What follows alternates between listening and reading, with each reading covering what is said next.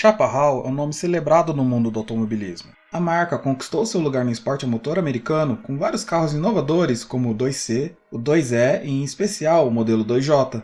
O carro tinha um visual estranho, com rodas traseiras cobertas, ângulos retos e dois ventiladores enormes acoplados na traseira. O carro deixou pilotos e equipes da Can-Am surpresos e mostrou ao mundo o que o efeito solo era capaz de fazer. É sobre o 2J que nós vamos falar agora. Jim Hall nasceu no ano de 1935 em Abilene, no Texas. A sua família tinha negócios lucrativos na indústria do petróleo e, junto de seus irmãos, esperava-se que seguisse o mesmo rumo dos pais. Jim chegou a estudar geologia na Caltech para seguir o mesmo rumo, mas o americano largou o curso logo após a morte de seus pais e irmã em um acidente de avião. O fato fez com que Jim herdasse uma fortuna, e enquanto seus irmãos restantes assumiam os negócios relacionados ao petróleo, o americano decidiu cursar engenharia mecânica. Com o tempo, Hall passou a correr com carros, e em 1957 se formou bacharel. Formado, Jim comprou um lote nos arredores da cidade de Midland, e ali nasceu a SCCA Midlanders e a Rattlesnake Raceway. Na mesma época, James Sharp, outro descendente de ricaços do petróleo, também estava interessado no automobilismo. Tal como Hall, o interesse de James se mudou para os carros, e foi isso que fomentou a parceria dos dois. Juntos, os americanos encomendaram o Chaparral, um carro de corrida com características bastante comuns da época. O carro tinha chassi tubular com corpo de alumínio e era empurrado por um motor Chevrolet 318 CI. O carro era fabricado pelos construtores Dick Trautmann e Tom Barnes, e com ele Hall fez um segundo lugar na etapa de Laguna Seca, corrida válida para o campeonato da Sports Car Club of America.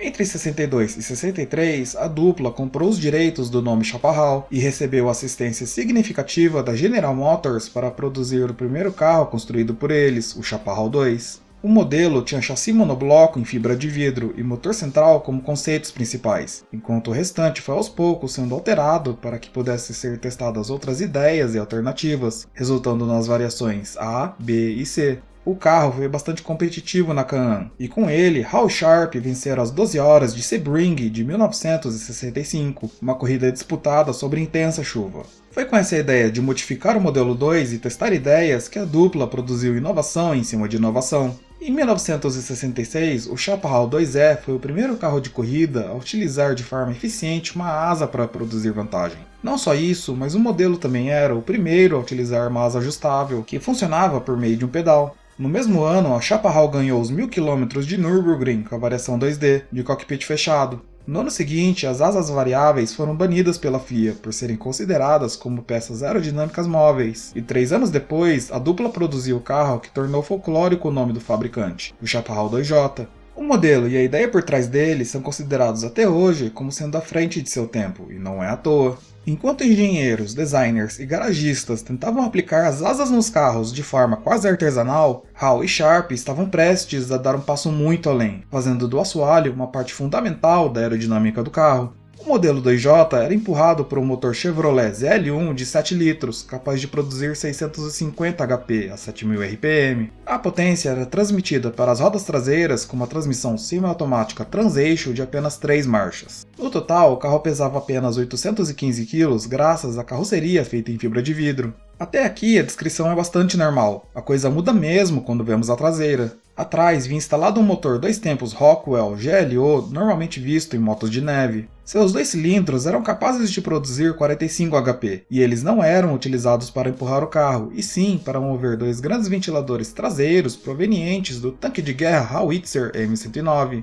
Os ventiladores adaptados eram capazes de empurrar algo em torno de 273.257 litros de ar por minuto a 6.000 RPM. Era tanta força que alguns rumores da época davam conta que os ventiladores eram capazes de pôr o carro a 60 km por conta própria, com o motor Chevrolet desligado. A função dos ventiladores era a de sugar o ar que passava pelo fundo do carro de forma contínua e a expelir por trás do modelo. Como resultado, o dispositivo criava uma área de pressão negativa no assoalho que sugava o carro para o chão, criando o efeito solo. A ideia tinha um efeito colateral. Junto com o ar, os ventiladores também arremessavam toda a poeira, detritos, óleo e qualquer outra coisa que pudesse estar no caminho do carro. Quando outro piloto se posicionava atrás, ele acabava recebendo uma chuva de detritos, ficando praticamente impossível de ver o caminho. A ideia de criar uma região de pressão negativa abaixo do carro não se baseava apenas no uso dos ventiladores. Para que o efeito funcionasse, saias laterais foram instaladas em 3/4 da traseira do carro. Para fabricá-las, Hall recorreu à General Electric para utilizar a nova invenção da empresa, o Lexan. O policarbonato era um material leve, flexível, forte e bastante resistente, características importantes para a peça, que ficaria rente ao solo e não raramente entraria em contato com ele. As saias se moviam de acordo com o movimento do carro, por meio de um sistema composto de cabos e polias, permitindo que as peças se movessem e se mantivessem alinhadas em relação ao asfalto. O equipamento permitia que o ar entre o solo e o assoalho ficasse preso na região, permitindo ser sugado pelo ventilador. Quando acionado, o carro descia cerca de 2 centímetros devido à sucção. Como o sistema todo não era dependente de velocidade, como foi o caso dos carros asa na Fórmula 1 anos depois, o Chaparral 2J conseguia colar ao solo em absolutamente qualquer reta, qualquer curva, seja lá qual fosse a velocidade. Todo esse downforce, em teoria algo em torno de 1000 kg,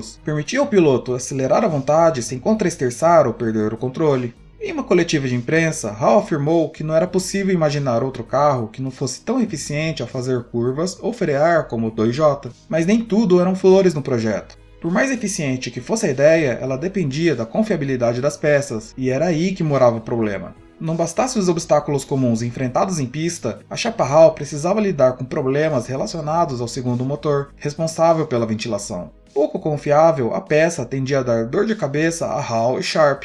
Além disso, as saias de policarbonato também tinham seus defeitos. Nem sempre elas selavam o espaço abaixo do carro de forma efetiva, já que elas precisavam não só estar em sincronia com a suspensão, como também precisavam lidar com ondulações, bumps e outros detritos na pista, que poderiam não só alterar o comportamento do sistema como um todo, mas também danificar as peças que formavam as saias. Segundo Hall, a complexidade era tamanha que era como se a equipe tivesse 2 carros ocupando o mesmo espaço. Quando chegou a hora de competir, a Chaparral perdeu as 2 primeiras provas de 1970.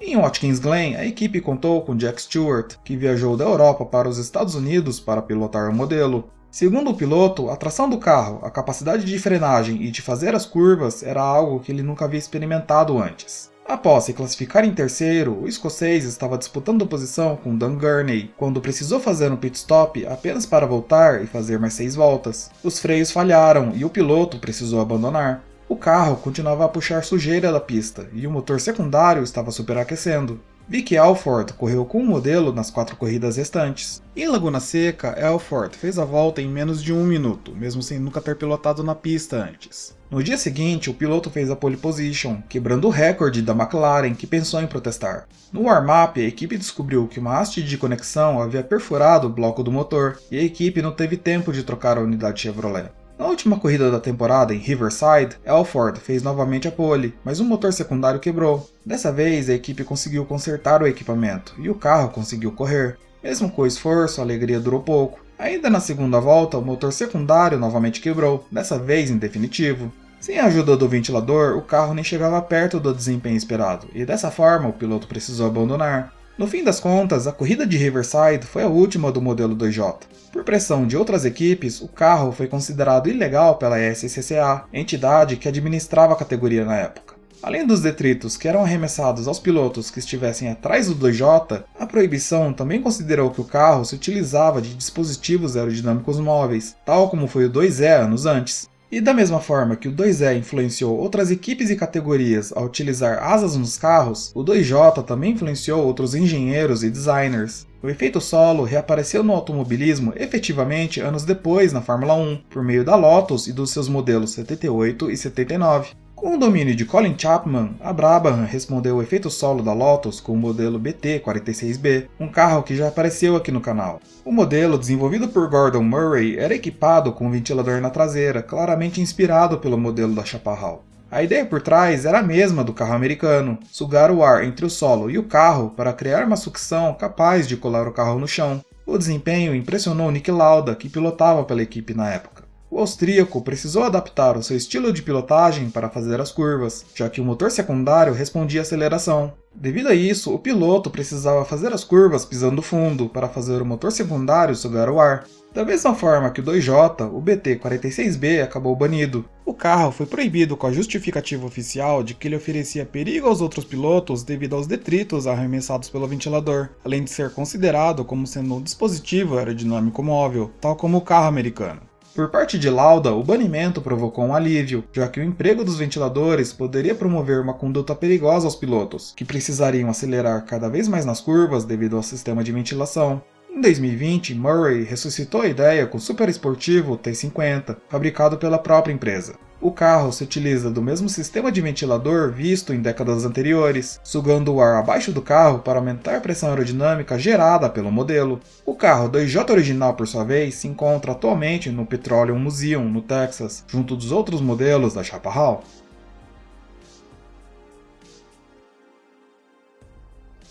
Se você gostou do vídeo e quer mais informações sobre Fórmula 1, Indy, entre outros, inscreva-se no canal. Dúvidas, sugestões ou dicas são sempre bem-vindas, deixe aqui nos comentários. Até a próxima!